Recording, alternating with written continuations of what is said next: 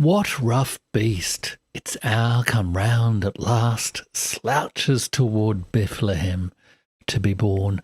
So wrote W.B. Yeats, the 1923 winner of the Nobel Prize for Literature, in perhaps his most famous poem, The Second Coming.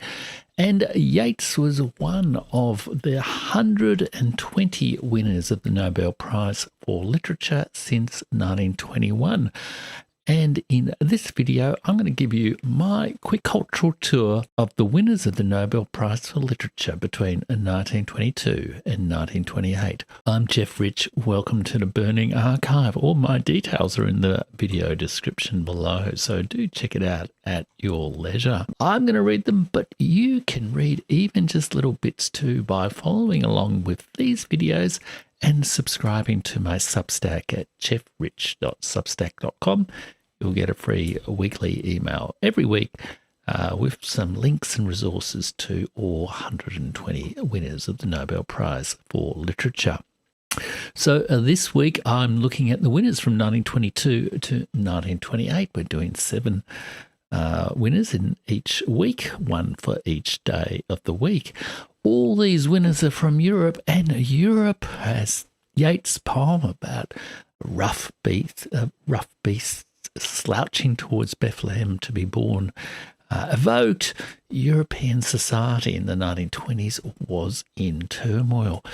Empires had collapsed, socialism had challenged the bourgeois and embraced the peasants of Eastern Europe, and declining aristocrats mocked the rising commercialism that perhaps was embodied by England and its financial empire.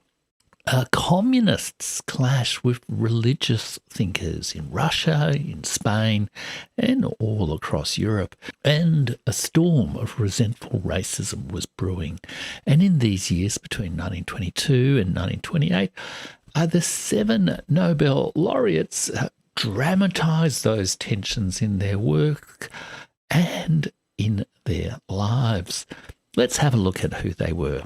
In 1922, Jacinto Benavente won from Spain. Benavente was a Spanish dramatist, playwright, and a social satirist. He was a child of the Spanish upper class and late liberal Spain. His best plays are acerbic satires of the folly of aristocrats and the bourgeois, whom he both mocked and loved. His plays included the lists you see there, and the satire on imperialism was written just 6 years after the final capitulation of the Spanish Empire to its American child. In 1898, America had confected a dispute with Spain over its colonies and took over the colonies of Cuba and the Philippines and Puerto Rico too, I think. Spain's liberal and conservative elite were left with no world prestige other than the memory of their former empire. And that memory of that empire would sort of bubble away and ultimately come back in a sentimental form in General Franco's regime after the Spanish Civil War in the late 1930s, a regime that would last well into the late 1970s from memory.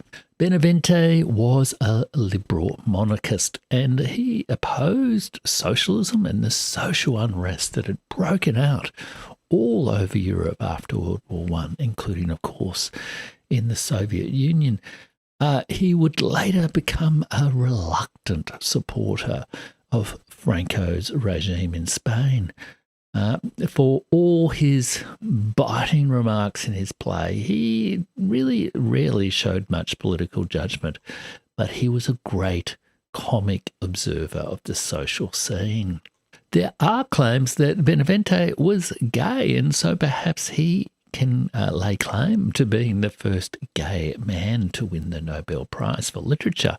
He never married and lived with his mother until her death. I don't know what the truth is.